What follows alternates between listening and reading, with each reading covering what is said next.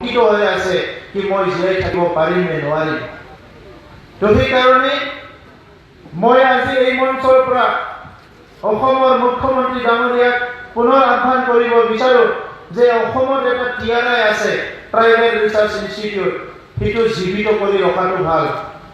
আৰু ইয়াৰ দায়িত্বটো কোনোবা এজন ট্ৰাইবেলৰ স্কলাৰ এজনক দিয়াটো ভাল, যিয়ে নেকি ইয়াৰ মানে সাবজেক্ট যেটো আছে, স্টাডি সাবজেক্টটো হল জনজাতিৰ ওপৰত কাম কৰি আছে, স্টাডি কৰি আছে, ভাষা সংস্কৃতিৰ ওপৰত স্টাডি কৰি আছে, ৰিচাৰ্চ কৰি আছে, তেনেকুৱা ব্যক্তি এজনক TRI ৰ ডাইৰেক্টৰ কৰি ৰাখাটো ভাল হ'ব। তেতিয়াহে আমাৰ ভাষা সংস্কৃতি জীয়াই ৰাখিব।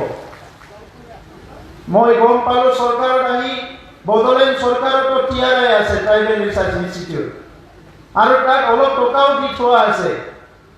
লগে লগে গম পাই আজিৰ পৰা 3 দিন আগত আমি এই এটা স্কিম এটা ডেভেলপ কৰিলো কি আমাৰ বড়োলেণ্ড এৰিয়াৰ অন্তত যিখিনি জনজাতি আছে সেই সকলৰ ৰিচাৰ্চৰ কাৰণে আমি এই টকাখিনি খৰচ কৰিম বুলি 3 দিন আগত আমি এটা প্লান পলিচি এটা অলৰেডি কৰি পেলাইছো।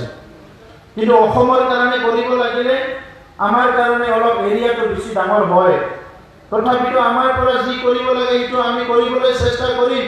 কিন্তু অসম চৰকাৰে এই TRI-টো জীৱিত কৰিলে আমাৰ ক্ষুদ্ৰ ক্ষুদ্ৰ জনজাতি সকলৰ যি সমস্যা হৈ আছে, এইটো এটা যদি ইয়াৰ ওপৰত লিটাৰেচাৰ ওলোৱা যায়, ইয়াৰ ওপৰত যদি এটা ডাটা ৰেকৰ্ড ওলোৱা যায়, ইয়াৰ ওপৰত বেছ কৰি যদি গভৰ্ণমেণ্ট পলিচি লোৱা যায়, তেনেহ'লে আমাৰ সেই জনগোষ্ঠীবোৰে আন্দোলন সংগ্ৰাম নকৰি পেলাই নিজৰ অধিকাৰটো পাবলৈ সক্ষম হ'ব।